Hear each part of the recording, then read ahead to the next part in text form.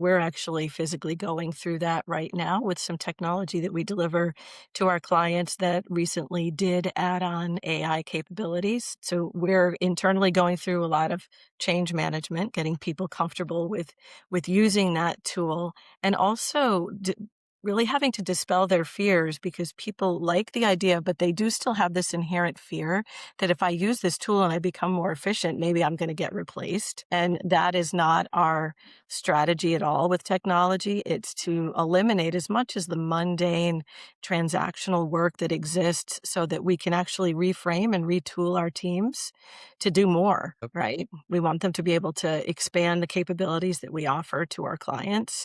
Welcome to Benefits Broker Boost, the show that gives employee benefits brokers practical strategies to grow, scale, and streamline their business. Presented by Plansight, where innovation meets efficiency in employee benefits. Now, let's dive in.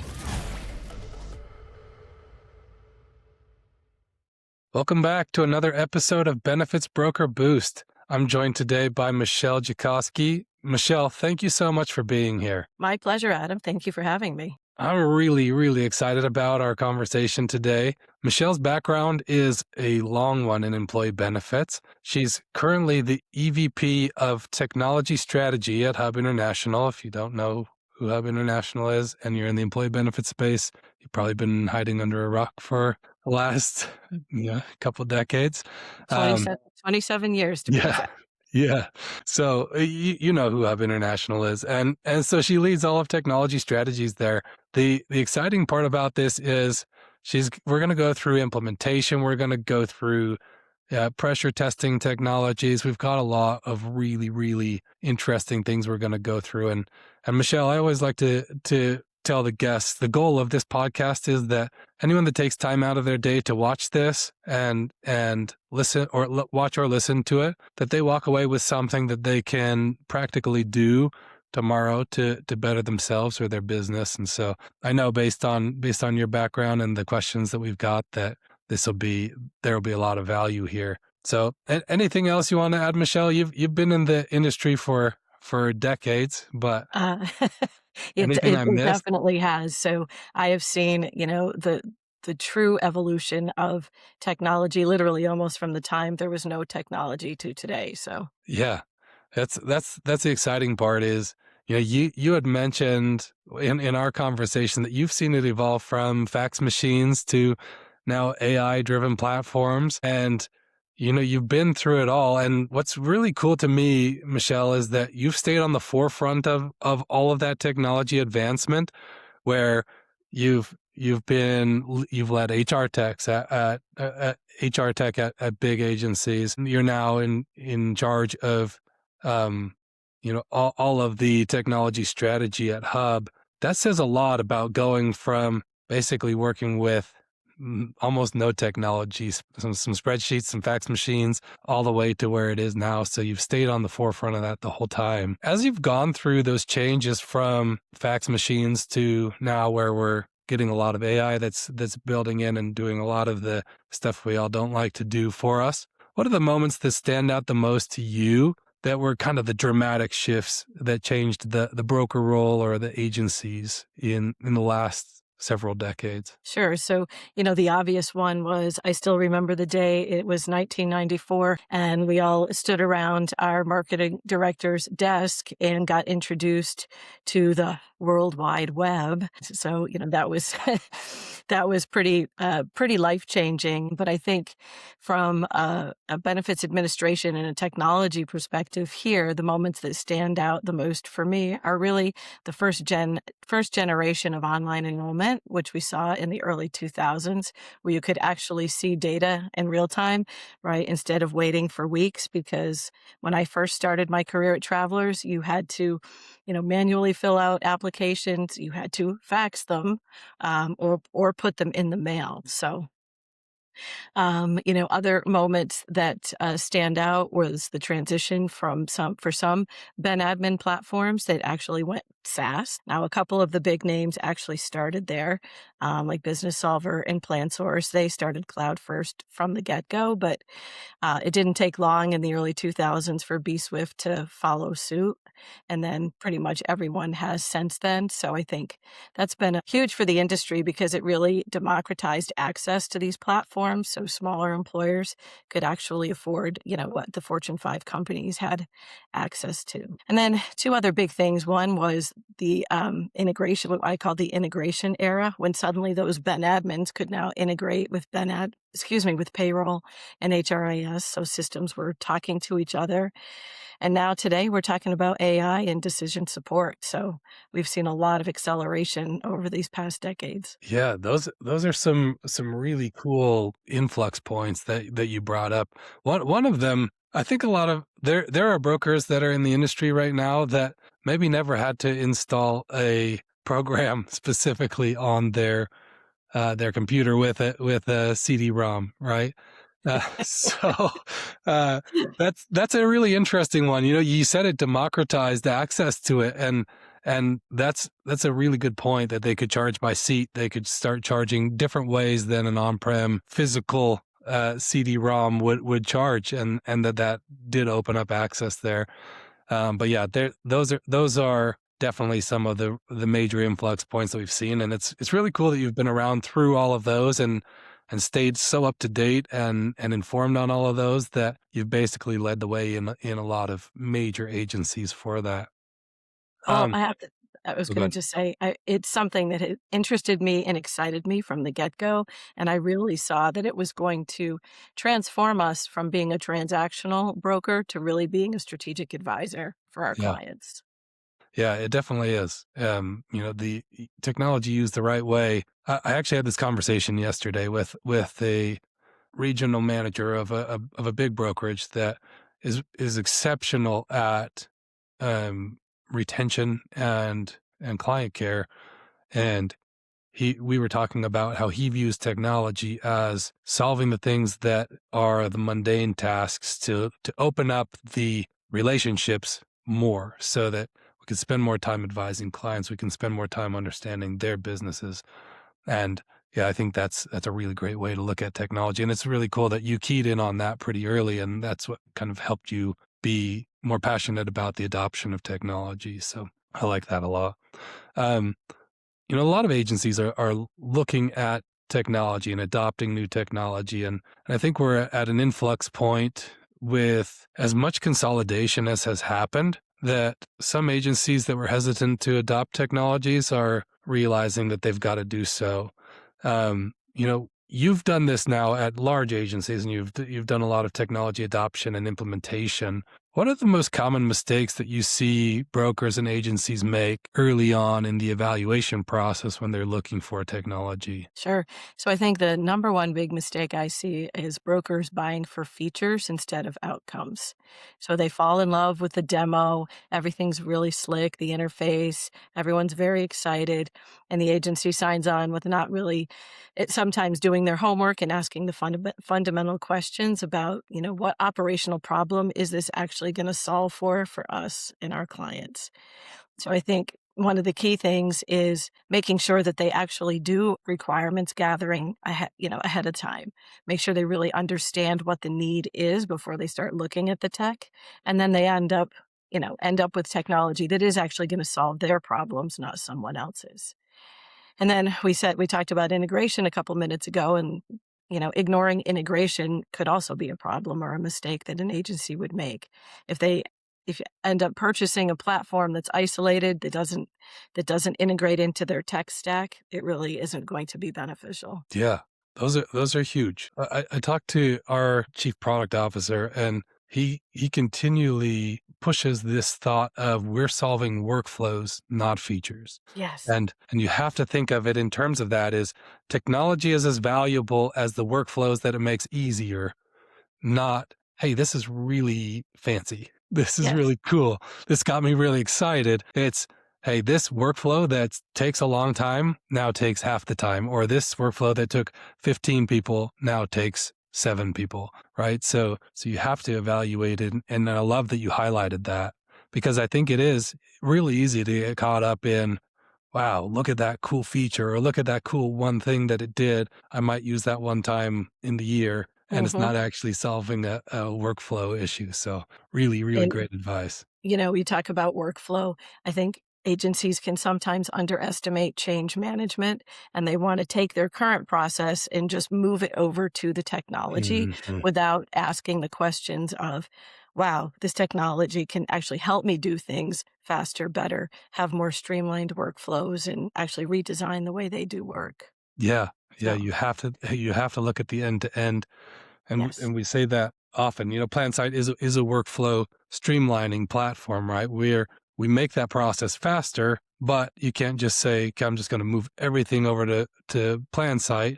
You have to look at, this is how we're doing things. This is why we're doing it this way, and putting this workflow and this platform together. This is how that all makes sense. And marrying those two things together is where you get successful implementation and technology that should be being adopted. So I love that you look at it that way. It's clear that you've had a lot of experience doing this. So a little um, bit. how And I how think, do what you? Oh, sorry. Go ahead. now I was just going to add, what's really key in all of this change management and adoption is making sure you take time to pilot it, right? Yes. Pilot it first before you go all in, get the kinks out so that you can actually scale it and be more efficient. Yeah, that's definitely true. You need to understand. You need to make the hypothesis that it's going to help solve the workflows that you're trying to solve, and then test it in practice and make sure that it Yes. actually does. So that kind of leads into the next question. But how do you personally? I'm sure you get pitched 45 different software wares a week.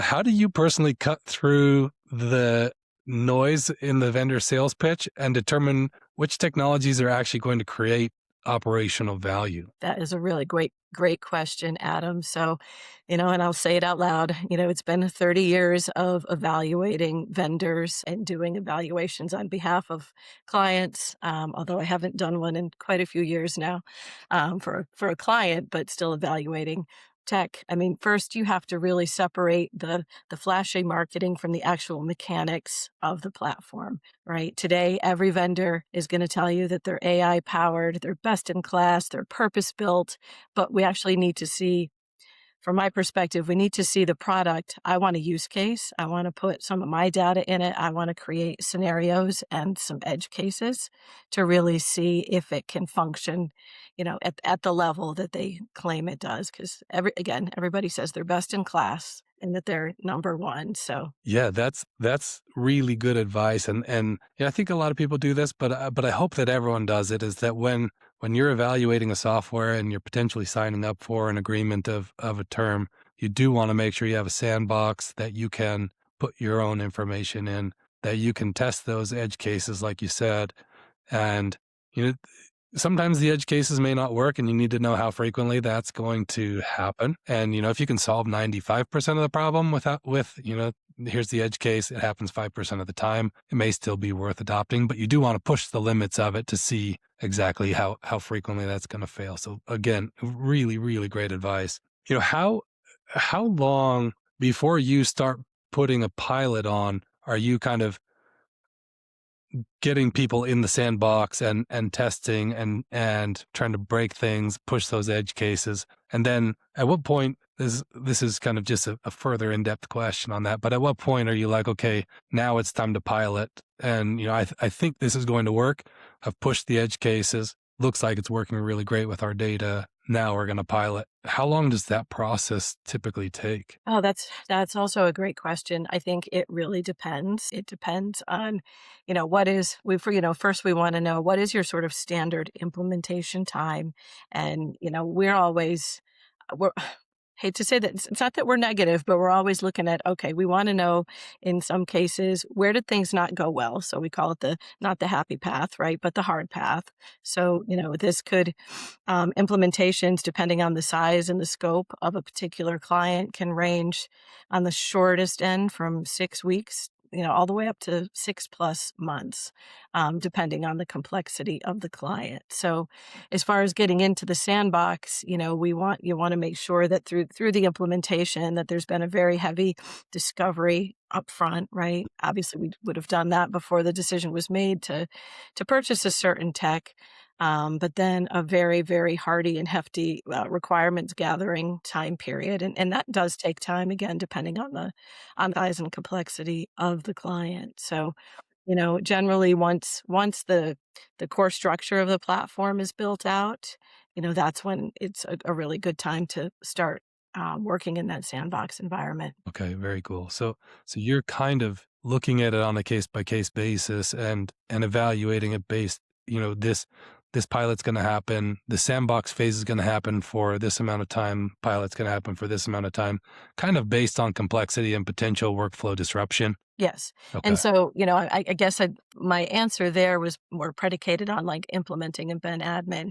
But if we're thinking about piloting Plansight and integrating it with like Employee Navigator, for example, I would want to pilot something like that for at least 8 to 12 weeks hmm so that we could really make sure, and that's actually something that we've done, but really, make sure that we can identify where there are any potential gaps because, when we say integration, that can mean a lot of things, Yeah, right? definitely. So you really need to give it adequate time before you move on to the next phase. Yeah, that's a really important piece that when someone says they have an integration, it can be all sorts of levels of integration, right? That can be That is you correct. can be pulling one piece of data through their API, or you can be pulling all the data through. So it's a really good thing to understand is how deep is this integration? What exactly are we getting? What part of this workflow do we still need to do manually based on that integration? And that is where we run into a lot of fuzziness there are with the ancillary and the voluntary carriers, because everyone says they can do API, but then you ask them to define their API. And then that's where the rubber meets the road, right? Is it a true API or is it a data exchange? And so everybody uses the word API, but you've really got to dig in and ask them the right questions so you understand exactly what it is. Because everything is not that one-to-one connection that we would like it to be. Yeah, love that. So really, really great advice there. When you're implementing a technology, you're going through the process of here's the things that could potentially go wrong. Here's the sandbox. Okay, here's the pilot, and then you get to now you're actually implementing it in at least one region or one office of a region. What are the things that you're looking at metric wise, signal wise, feedback wise that tell you this is working, right? This is something it's time to Uh-huh. start rolling out on a more broad basis. Sure. So I think a lot of agencies tend to measure adoption, how many people logged into the system, how many transactions were being processed.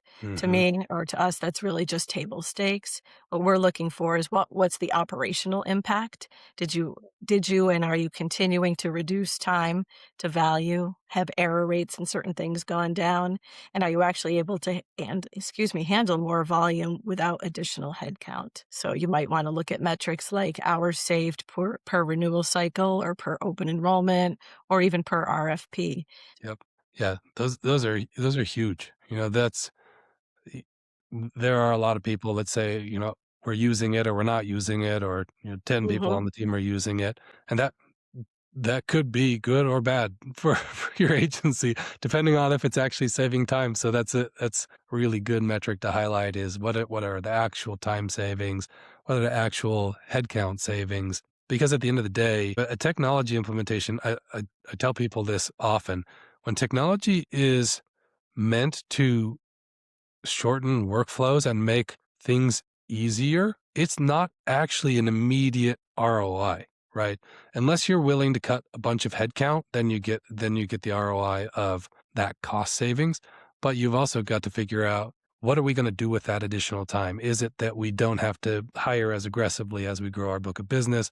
Is it that we're hoping that the team can go and do more marketing because they have more time available? So you do need to make sure that that time is being saved. And on top of that, you've got to know this is what we're going to do with that time when it is saved, because that's where ROI actually happens. If you just save time and don't make any changes based on the save time, your costs stay the same, right? Actually, they go up because you paid for the technology on top of all of the same humans. 100%. We're actually physically going through that right now with some technology that we deliver to our clients that recently did add on AI capabilities. Hmm. So we're internally going through a lot of change management, getting people comfortable with using that tool, and also really having to dispel their fears, because people like the idea, but they do still have this inherent fear that if I use this tool and I become more efficient, maybe I'm going to get replaced. And that is not our strategy at all with technology. It's to eliminate as much as the mundane transactional work that exists so that we can actually reframe and retool our teams to do more, right? We want them to be able to expand the capabilities that we offer to our clients. And, because ultimately we should be able to win new business because of our technology capabilities. So the more we get out of that, again, that transactional and point and click stuff, we can really be more strategic. And Absolutely. and we use tech as a sales tool all the time. Yeah. That's a really, really great point. There is a fear there of when we implement technology and we implement it well, what's going to happen with our Mhm. jobs, right? And we give with Plansight, we'll say, when we save you time with RFP, add on ancillary on every single RFP that you do. It's a couple clicks that gives more value, right? But then in the Mhm. time savings, here's some other things that you could be doing. So yeah, you've got to know what that's going to be and to kind of dispel that fear of, hey, time savings does not mean necessarily immediate headcount cuts. If there's things that we wish we were doing, now we have the opportunity to go and do those. So really great points.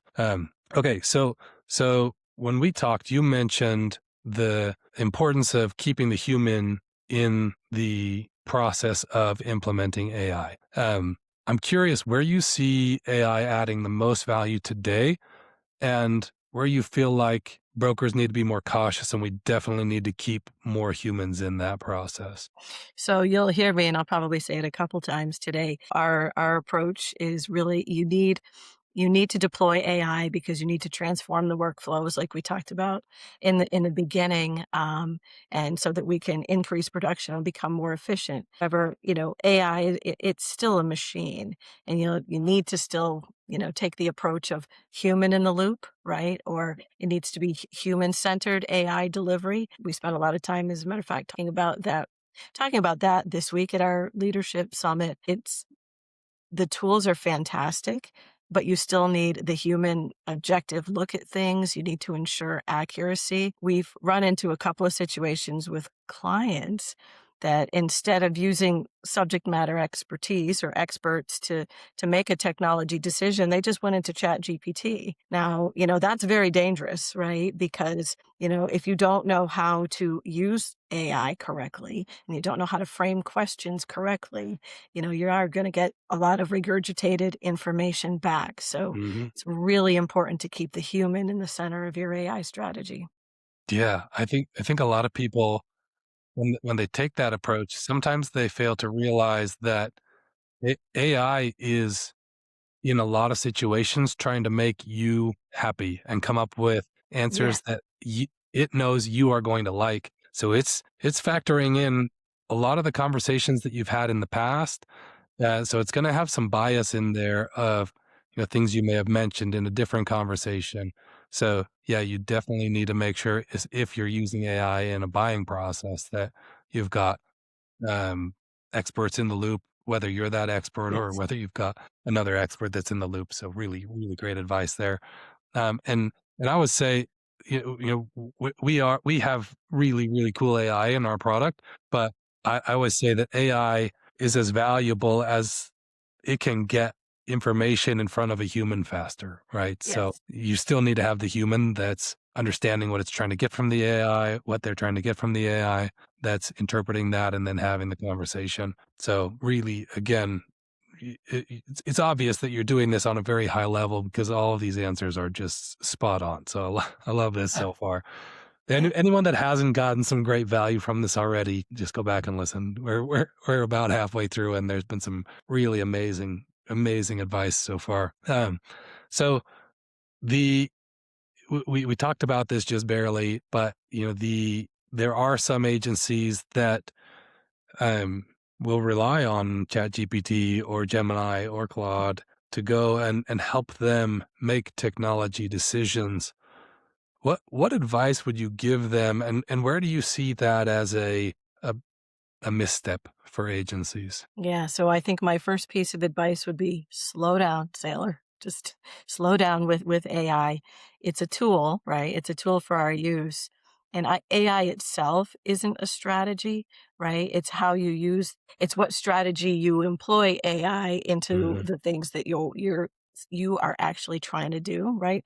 What processes are you trying to streamline and make easier? What kind of data things are you trying to make more efficient and reduce errors? So I say slow down, and you have to again be cautious. You need to keep the human in the middle, and really have a strategy that you've put together. How are you going to deploy it, right?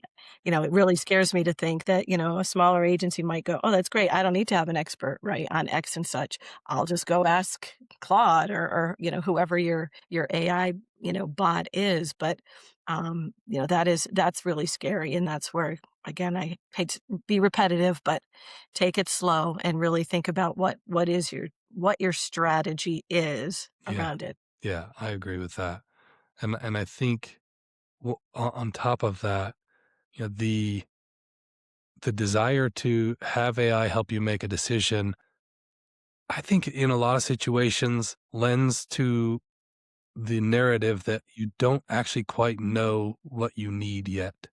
Yes.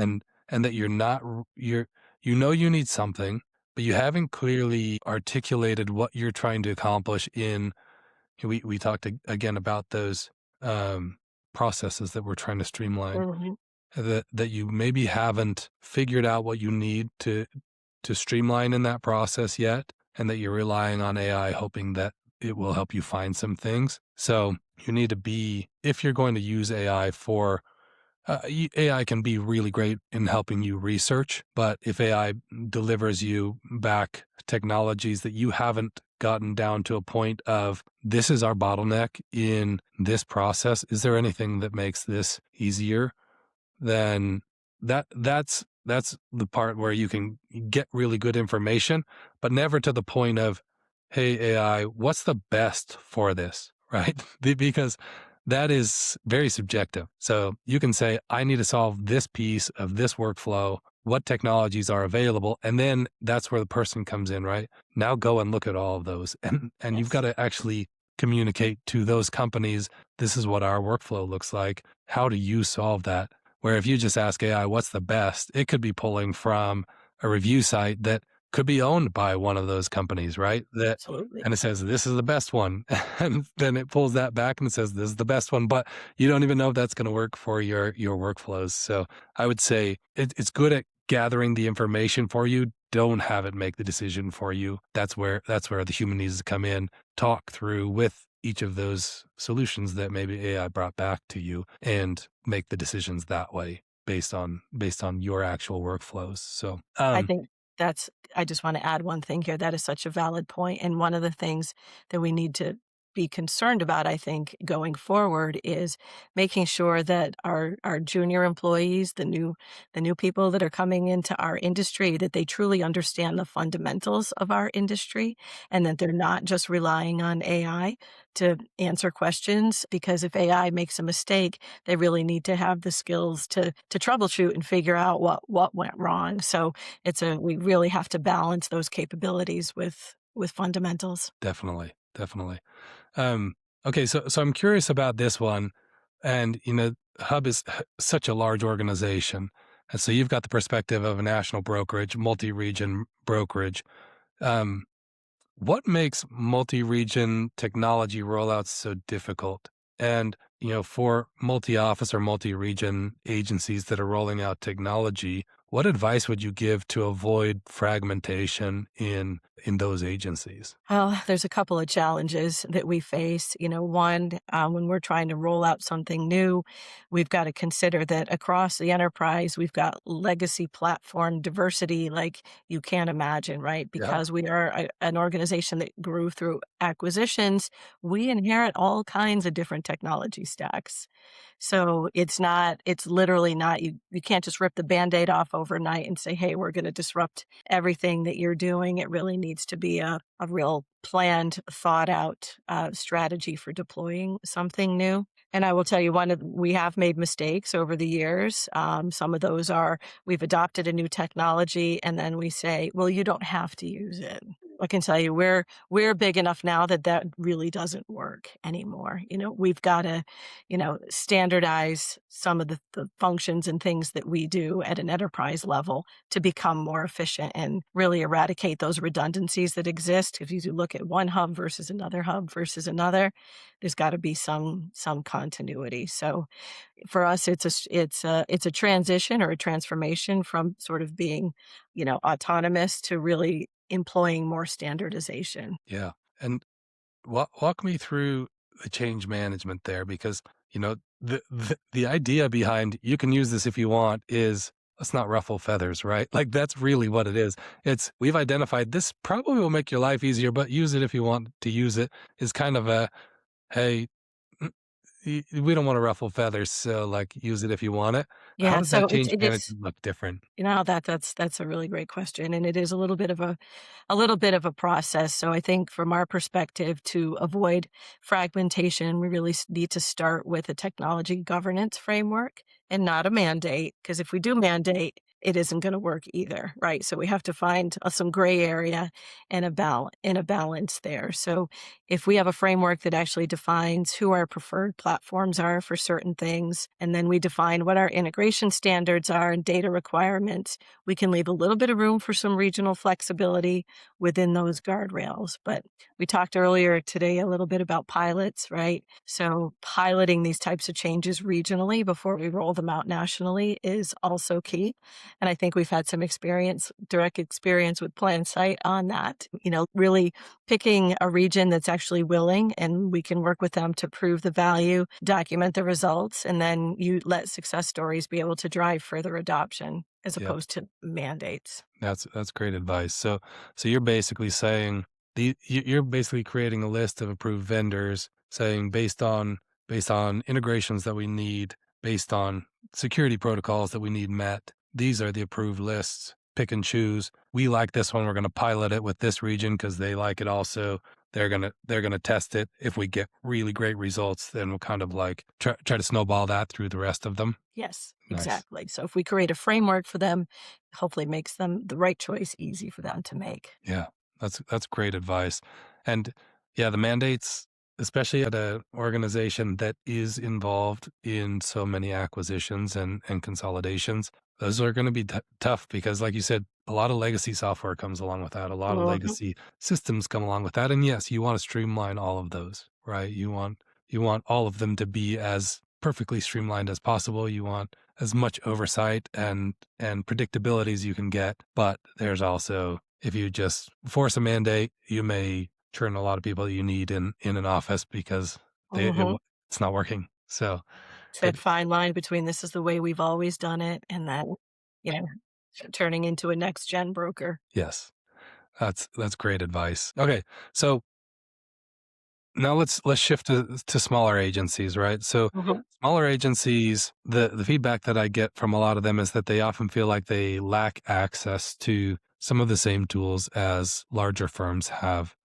Um, what advice would you give them on how they can still build strong, scalable tech stacks? So I think that today that gap is a little bit narrower than it used to be, and I think that's really because because the platforms are cloud based, and we used that word democratized before. So I think it's a lot easier for smaller agencies to get access to tools that even, that hub can still get access to. And, I suppose Employee Navigator is a great example of that, right? That's actually a tool that was designed for the smaller agency. And now we're actually seeing it go through a transformation of how do you take that tool that was meant for that small agency, but all those small agencies have been gobbled up and consumed by the hubs and Gallagher's and USIs of the world, and actually scale it. So I think they really need to take a look at what is their value prop, right? What is it that they want to offer? Who are they competing against? And then, do their full assessment of the tools that exist. Or quite frankly, they can utilize vendor technology through carriers. They could use a GA partner if that, is a better model for them. So I think compared to the day when we were a very small agency of 8 to 10 people, there's a lot more available today for the smaller agency and a lot more options on how to access that. Yeah, I definitely agree with that. The SaaS model and the pay per seat model are changing that definitely.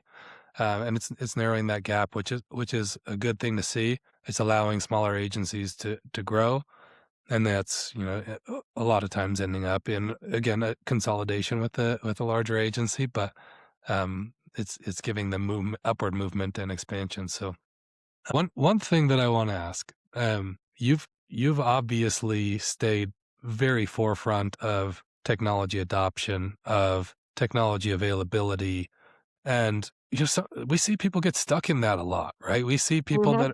that they'll say, "This is the way we've always done it. I like this way. I don't want to change." You obviously have none of that mindset. So looking back on your career, you told me you started in account management, and now you've moved all the way into technology leadership at one of the largest agencies in the country. What mindset do you feel like helped you make that move and be ready for that? Wow, it's funny because, I was introduced to technology, past the fax machine, but back in the early '90s, and I was working for a very entrepreneurial and forward-thinking HMO, that, was embracing technology. And I was approached one day by my sales leader and said, "Hey, we're thinking about," and we still hear the term small business unit, right? But this was almost 30 years ago, of creating a small business unit. However, we've got to figure out a way to onboard as many clients as we can every month and then renew them and bring brokers into the fold. And that was actually my first foray into technology. I won't tell you what platform we used way back then. However, I was so excited about what we were able to accomplish with this tool that we had built and put together, and literally creating an end-to-end, starting all the way from telemarketing, all the way through gathering the applications, getting the groups onboarded in a very efficient manner. So that really then just led to, as the admin firms were starting to pop up. So we had Business Solver and 97, 98, and B-Swift in the early 2000s. I was so intrigued by how can we solve bigger problems for our clients, not just insurance, right? Because we were we were a small agency, but our clients were all very large self-funded groups. And after a while, you have to think of other ways to save them money or to prove your value. So technology quickly became that tool for us. Now, it was hard for like the producers to kind of accept that, and there was fear of, oh, I don't know, we don't know about this. Are we putting ourselves at risk with our clients? And in some cases, I think we might have in the beginning.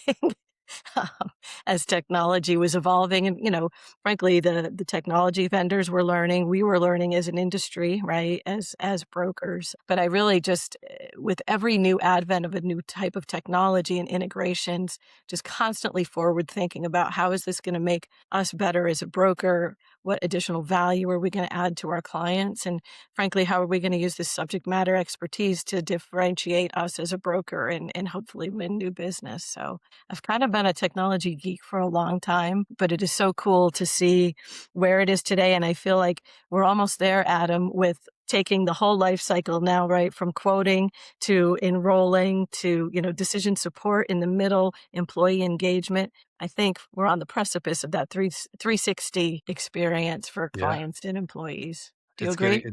getting very close. Are we I close? love I Good. love that mentality, Michelle, we Good. see anyone that's watching this sees an eagerness from you, and I think that's really what it is you've been excited about it the whole time, right? Like you Yes. can look at change in one of two ways, and I think there's this kind of divides a couple groups of people. But when you look at change as opportunity and change as potentially a new way to better service your clients, the eagerness that goes into that leads to so much growth.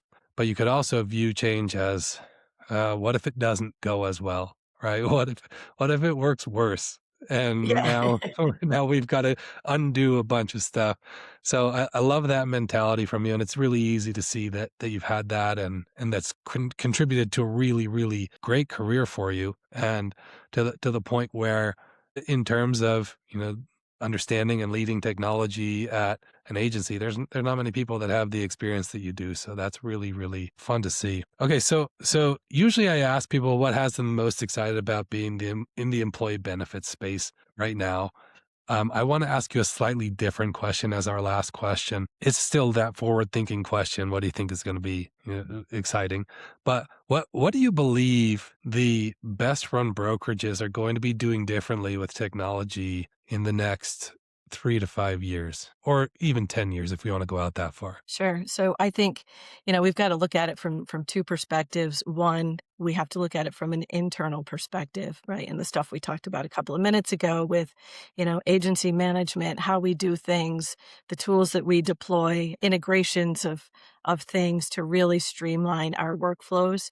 I don't think we're alone in a challenge that our account managers have so much work and so many responsibilities on their plate, and they've probably just experienced one of the worst renewal cycles this past year, right? So internally, how do we use technology to help, with their workload? So again, they can be less transactional and more strategic as they're managing their clients. But then I think we also need to be a digital steward on behalf of our clients, right? We need to continue to understand the evolving market, how the vendors and the carriers are all working together, what those experiences are, and then ultimately not only thinking about what the client experience is, but ultimately how do we continue to evolve the employee experience as, more engagement platforms exist, and we're trying to touch the employee at so many different points in their life and where they're at. So how do we make data and platforms easily accessible for them, especially as I think the persona of the employee is the next is Gen Zs start to infiltrate the workplace, how we Mhm. meet them where they're at, because their needs versus, the previous generations and their expectations are very different. Yeah, that's actually really, really great advice. And kind of like summarizing that all, it's speed and accuracy of availability to the end user of the product, right? And that sounds really simple, but there's so many steps But in it's between. not. Yeah, there's so many steps in between. And I love that you're so familiar with all those processes, and you're so keyed in on trying to simplify those and streamline those for Hub. Michelle, this was amazing. Honestly, this is something that so many agencies struggle with in is evaluating technology, implementing technology, that change management. And if you didn't learn some really, really great things from Michelle in this episode, I'll be very, very surprised. You should go back and watch it again because there's some real value in here. So thank you again so much for spending the time with me and for imparting of so much wisdom to our listeners. Anything else you want to end with? I would just say, just continue to be curious, right? Be curious about what's new and be open to change.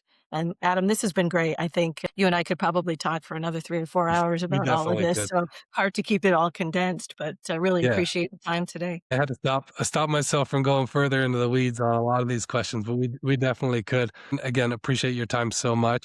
Everyone that watched, thank you so much for watching. This has been another episode of Benefits Broker Boost. And remember, be better tomorrow than you were today.